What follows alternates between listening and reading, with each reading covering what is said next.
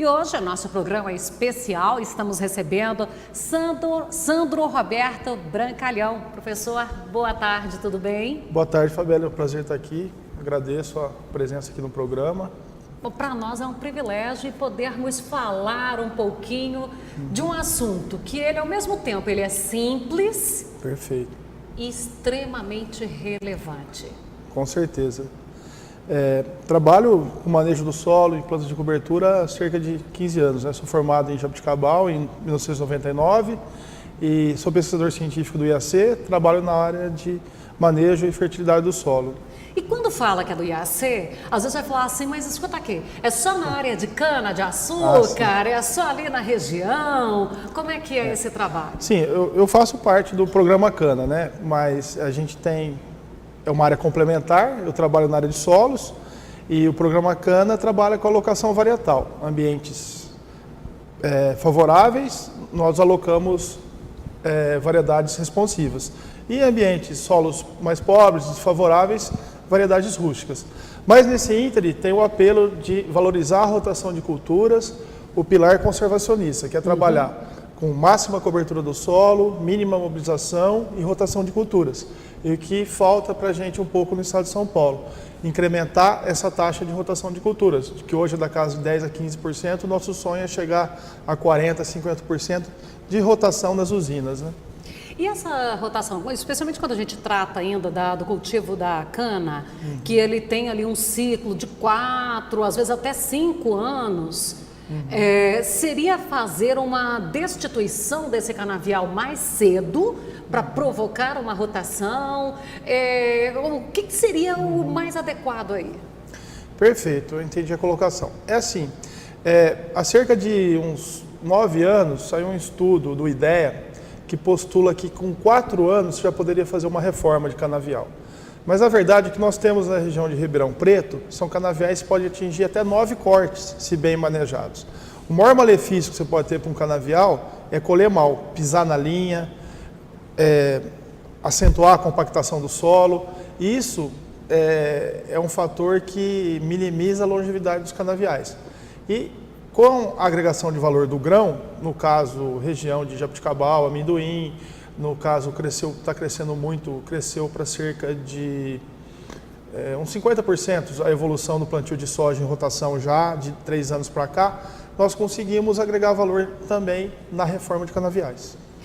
Agora, quando a gente está falando ali de algumas regiões de São Paulo, a gente tem a cana bem forte, em outros momentos ali a gente também tem a fruticultura. Sim. Vamos para Bahia, a gente já pega ali o Mato Piba com toda, não é só a Bahia, mas uma região toda. Perfeito. Com o grão chegando. Quando se trata de solo, não é só a cana que interessa, né? Certamente, a monocultura não é bom em lugar nenhum. O advento da monocultura do café, ela não foi promissora. Entretanto, nós temos 6 milhões de hectares de cana no Centro-Sul. Então, isso, se bem manejado, se tiver como escalonar a rotação dentro da usina, dentro da propriedade, a gente acredita que a gente pode mitigar o carbono no solo, quem sabe ter vias melhores de crédito de carbono para o produtor, valorizar a rotação de culturas. E dentro do estado de São Paulo, agora a gente está vendo um crescente da citricultura também. Aumentar as áreas de plantio de citros, até isso está sendo valorizado agora.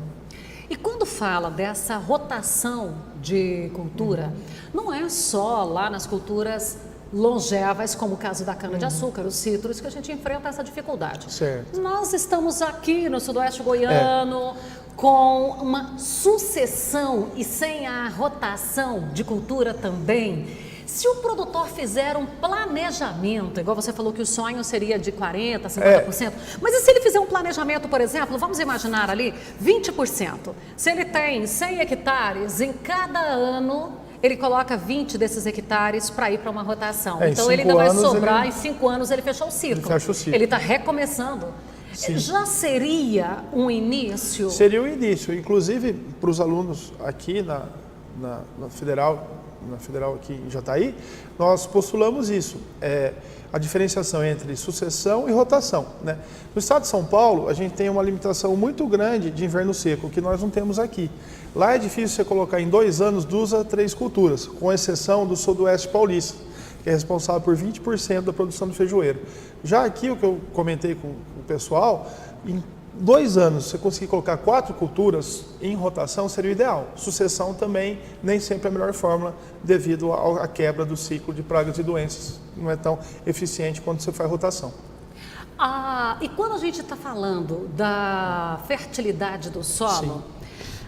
a sucessão, ela chega a contribuir um pouco? Porque, por exemplo, vamos imaginar aqui que eu coloco esse ano a soja, aí eu entro com o milho, no ano seguinte, de repente, eu entro com feijão e daí posso entrar com algodão, porque nós também temos... Milheto, né? Culturas de primavera para cobrir janela. Isso, para deixar o solo coberto. Perfeito, Fabiola. Eu acho assim, no esquema de sucessão, o importante é você valorizar a ciclagem de nutrientes. Por exemplo, o milheto funciona como uma bomba de potássio. O sistema radicular do milheto consegue se encaixar bem na primavera, inclusive até na safrinha. Você pode plantar um milheto e manejar ele bem a partir de março. Eu trabalhei muito também no passado com a sucessão milheto e soja. Excelente milheto tanto para soja como para algodão. Aqui tem a região de Jataí tem várias opções e em regiões de relevo plano a mecanização é facilitada, o que permite você incorporar bem corretivos, manejar bem e valorizando o sistema plantio direto também, né? E dentro desse trabalho todo da conservação do solo, o solo ele acaba por exigir algum momento de descanso ou eu posso manter, porque nós já temos aquela situação assim que nós tivemos a soja no verão, milho e safrinha consorciado com braquiária, que daí retira o milho, daqui a pouquinho, espera alguns dias, a braquiária está formada, já entra com gado ali. Então, quer dizer, 3 safras sem irrigação. Sim, entendo. No advento do sistema Santa Fé, eu acho que tem muita coisa para explorar em relação à valorização da assimilação de nitrogênio, da transferência do nitrogênio da braquiária do solo para o milho. Isso tem vários trabalhos revelantes, mas poucos elucidados. Por exemplo, o solo precisa de pousio, mas se você trabalhar com o solo ajustando a adubação, livre de compactação, bom manejo do mato, fica completamente isento de pousio. Eu sou a favor de solo coberto, máxima cobertura do solo, que é o que também elimina o processo erosivo. Agora, quando fala aí dessa livre de compactação, eu escolher, bem escolhido, o que cultivar ali, pelo menos a cada 2 anos, é importante em função desse sistema radicular mais agressivo para fazer um trabalho mais aprofundado nesse solo. Nabo forrageiro é uma planta de cobertura, dá para agregar valor.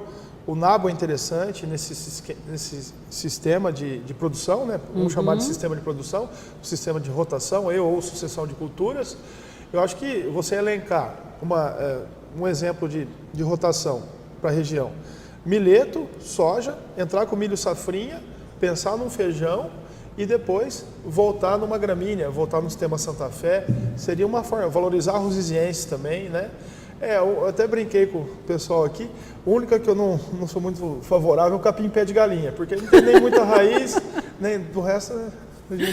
Com exceção do pé de galinha? Do pé de galinha, eu sugeri a moa, que vai bem no Paraná e lá precisa de um pouquinho mais de frio, mas é uma cultura de cobertura para cobrir janela também. E o pé de galinha ele já vem trazendo umas resistências aí, ele já está trazendo umas dorzinhas de cabeça. Tem dor de cabeça. Pensar numa sobressemeadura de milheto, conseguir colocar o milheto na área antes até de colher a soja, seria uma alternativa melhor do que o pé de galinha. Então já fica aí mais uma dica. E quando a gente vem falando, porque eu quero até registrar a presença aqui e agradecer, né, o professor Timóteo, que veio trazer, e vocês foram contemporâneos? Agradeço. Sim, estudamos na Unesp Jabuticabal, né? E hoje, no dia do engenheiro agrônomo, agradeço a presença do meu amigo aqui, está presente no...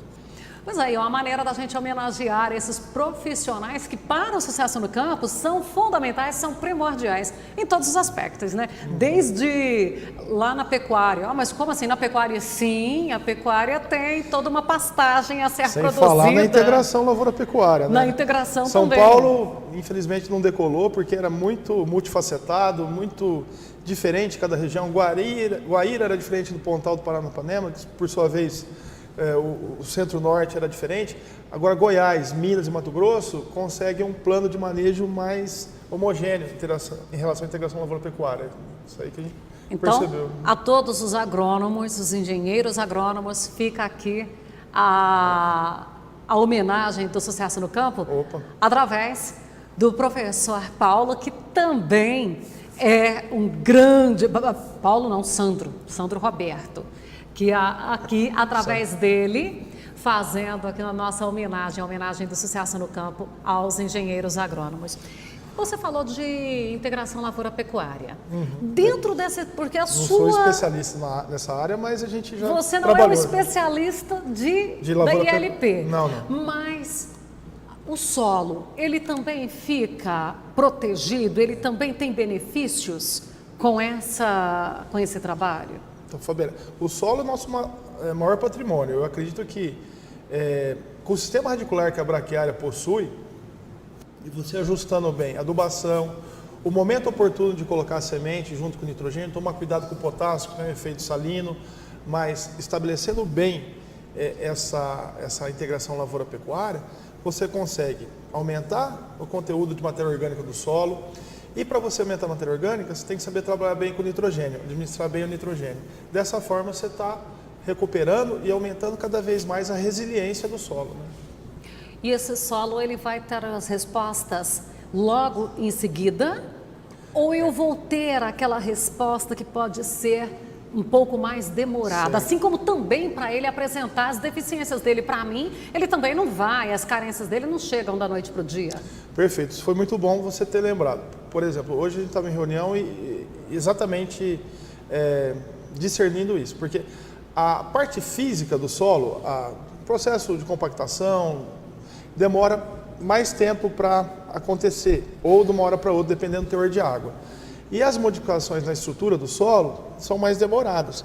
Agora, a fertilidade, a gente tem que saber o tanto que a planta exporta para poder calibrar a adubação fosfatada, né? Principalmente o fósforo. O fósforo é finito para a gente. Daqui a 40 anos, nós não sabemos se nós vamos ter fósforo. O potássio ainda, o Brasil é tranquilo em relação às jazidas de potássio. Mas o fósforo é complicado e a gente tem que se atentar para isso, que é finito no nosso meio rural, daqui umas 5 décadas. Então, quer dizer, já começa a pesquisa a pensar e buscar uma alternativa ao fósforo.